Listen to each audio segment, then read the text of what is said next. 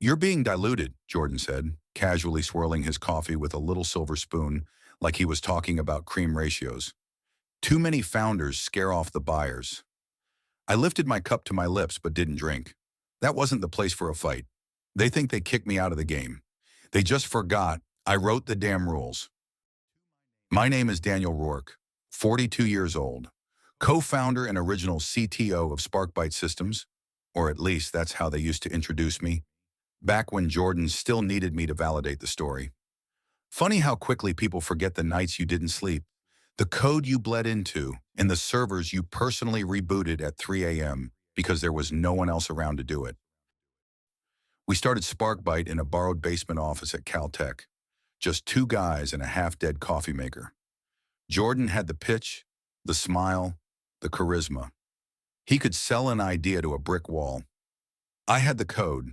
I built the platform, line by line.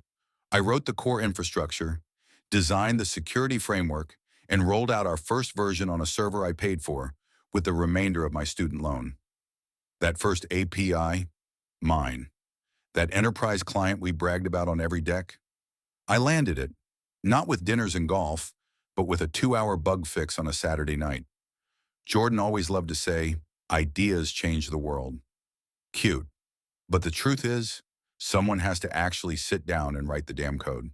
For years, I ran product and engineering with duct tape, willpower, and interns who barely knew what a recursive function was.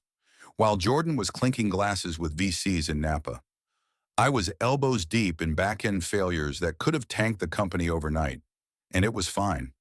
I let him do the dance. I believed in balance. He sold the dream.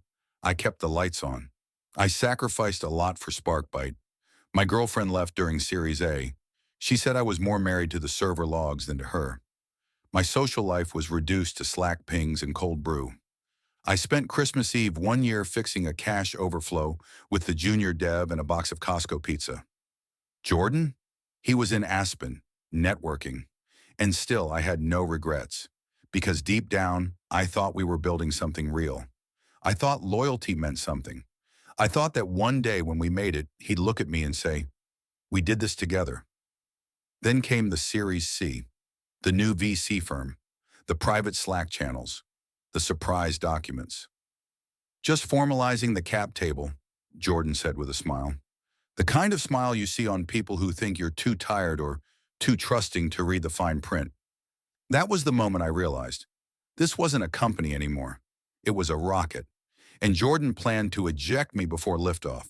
I didn't yell. I didn't argue. I just got quiet. I started pulling every copy of our IP filings, every version of the original codebase. The licensing agreement I wrote in year one, turns out someone forgot to update that after our incorporation, and that someone was about to learn that not every system failure comes with a warning. I joined Jordan the day SparkBite was just an idea on a napkin and a domain name he hadn't even registered yet.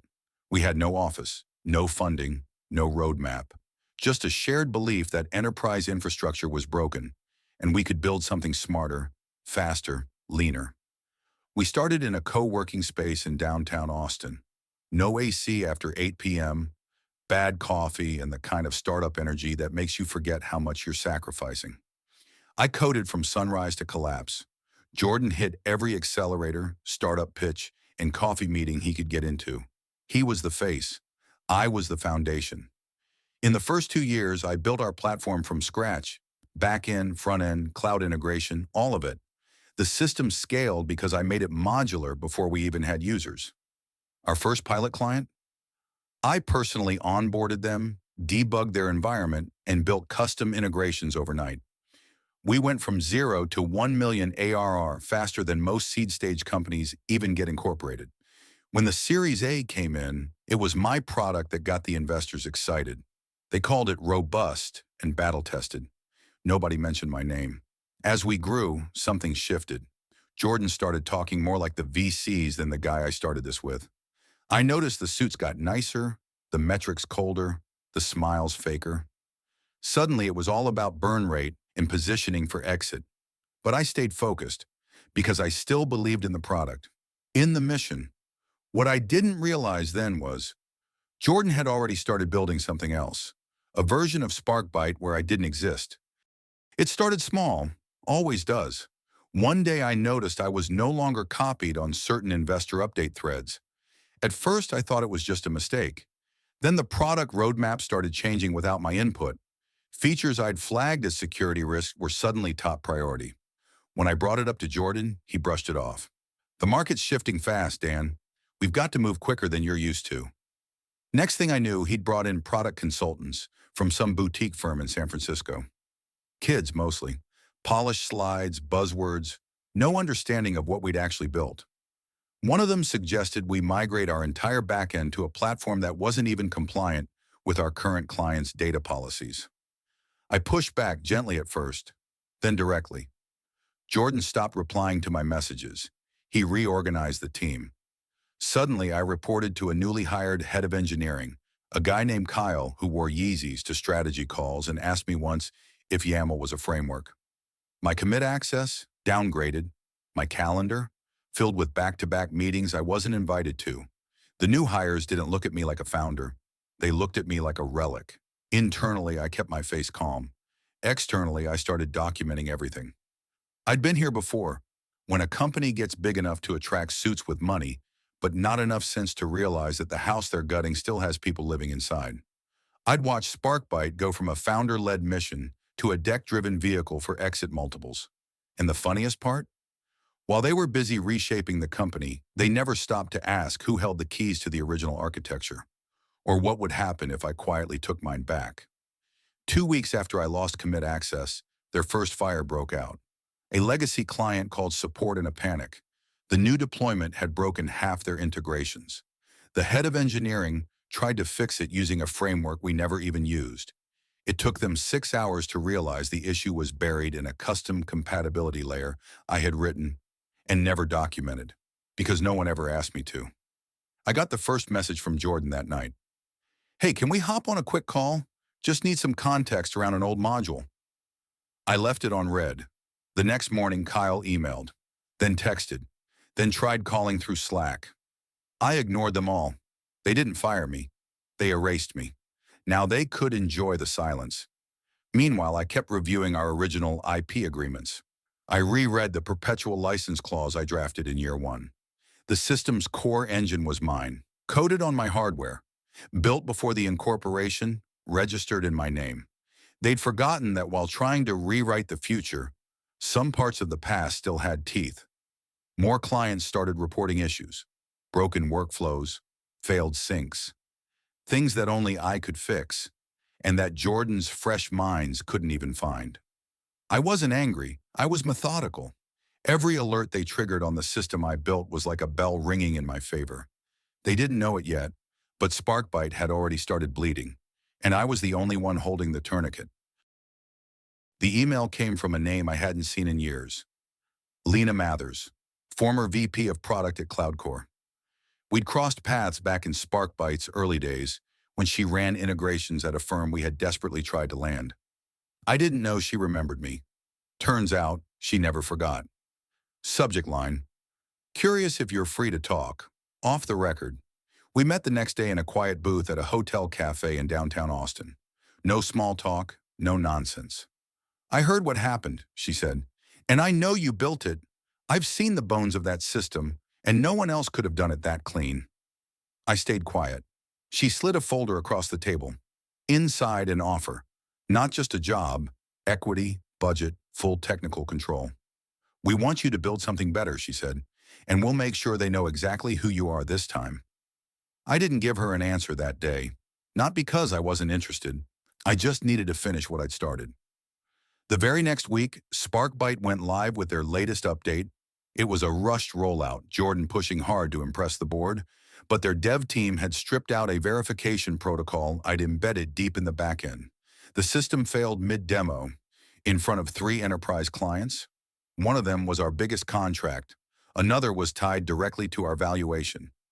Jordan called me 6 times that day. Voicemails, emails, Slack DMS. Can we please just talk? No egos, man. Let's fix this together. I didn't reply. The board reached out a few days later, through a lawyer. They wanted to discuss licensing clarification. Apparently, someone finally read the contract. I forwarded them to my attorney. By then, Lena had already flown me out to meet her team. They gave me a whiteboard, a stack of coffee, and one question. What would you build if no one was there to ruin it? And for the first time in a long while, I smiled. That night, I signed the deal. Not out of revenge, not for validation, but because I was ready to build again, with people who didn't see me as overhead. Jordan kept reaching out. They even offered to bring me back as a consultant, at double my old equity. They said the company needed founder DNA again, but SparkBite didn't lose its DNA. They tried to cut it out. Now they were choking on the infection. I wasn't going back. I was building something better from zero. Only this time I owned the foundation. 3 weeks after I walked away for good, the first headline dropped. SparkBite misses delivery targets for third consecutive quarter. Inside the article, vague statements from Jordan, shifting blame to unexpected architectural challenges and legacy system complications. Translation, they broke the engine and didn't know how to fix it. Clients started leaving, quietly at first, then in flocks. The new product lead, Kyle, he resigned mid-quarter. Word on the street was he cracked under pressure when 3 of our biggest enterprise accounts threatened legal action due to data inconsistencies. I wasn't surprised. The compliance logic they deleted? I wrote that. They thought it was clutter. Their support team was drowning. My inbox started flooding, not with apologies, but with questions. Engineers, ops people, even someone from the original legal team, all asking if I could just clarify a few things. I didn't respond. I didn't need to. They weren't just bleeding anymore. They were hemorrhaging. Then came the cease and desist attempt. SparkBite's lawyers claimed I was infringing on proprietary knowledge in my new venture. Cute. My attorney, shout out to Morgan, sent them a 23-page response, attached to the original time-stamped copyright registration from 5 years before incorporation. Their case collapsed before it even reached court. Internally, SparkBite tried to salvage what was left. They issued a founder legacy appreciation press release. Pure damage control. They offered to license my original system, restructured under a different name. They even tried to buy back the IP. Every offer was bigger. Every offer came with some line like, let's rebuild what we started. Let's heal this. Let's move forward. There was nothing left to rebuild. SparkBite wasn't collapsing because I left. It collapsed because it forgot why it stood in the first place. And I wasn't about to become their crutch. Not now, not ever again. It all came to light faster than I expected.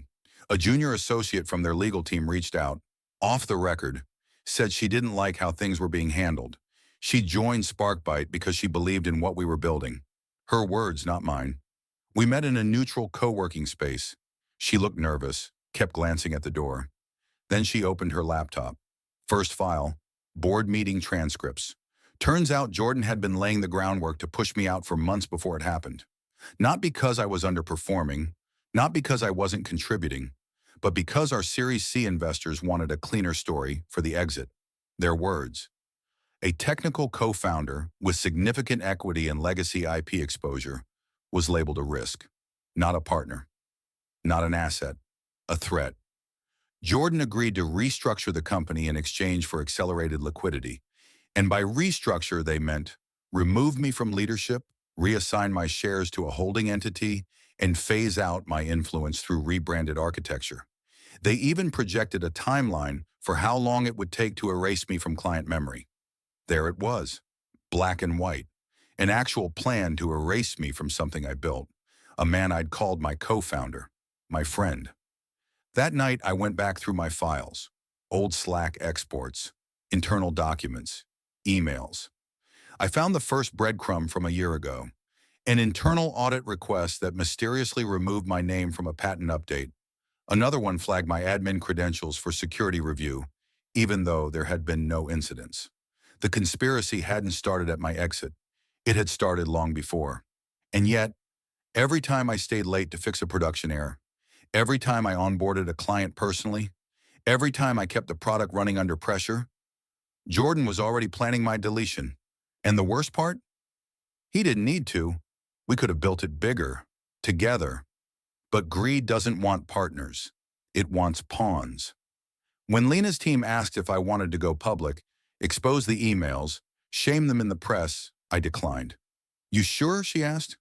You'd be justified. I was, but I didn't need revenge in headlines. I already had it in proof. Because now, I wasn't just the co-founder they pushed out.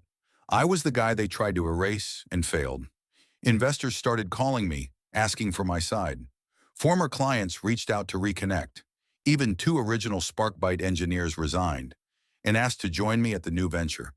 The truth didn't just come out. It spread. And Jordan? He couldn't plug a hole in a ship that had been built on quiet betrayal. He had the pitch deck. I had the receipts. We launched quietly.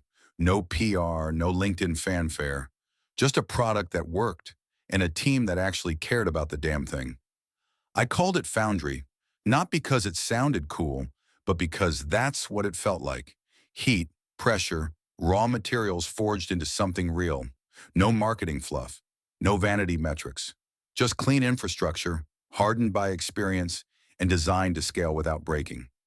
Lena gave me full autonomy. Her only condition? Build it right and build it your way. I started with 4 engineers, all people I trusted. 2 of them had left SparkBite when they saw the writing on the wall. The others were folks I'd worked with years ago. Quiet geniuses, never flashy, always reliable. The kind of people who document their code not because someone told them to, but because they respect the next person who'll touch it. We worked out of a small space in East Austin. 1 whiteboard, decent coffee, no egos. And somehow, it felt bigger than anything I'd done before. Because this time, I wasn't protecting a title. I was protecting principles. I didn't want to build a unicorn. I wanted to build something durable. Something that didn't crumble the moment one person walked away. So we focused on things SparkBite ignored. Transparency, resilience, client-first systems, and internal culture that wasn't a LinkedIn performance. No fake family vibes, just accountability and clarity. If someone made a mistake, we fixed it together. If someone needed time off, we covered for them. No passive-aggressive comments in Slack. We launched our first version 6 months in.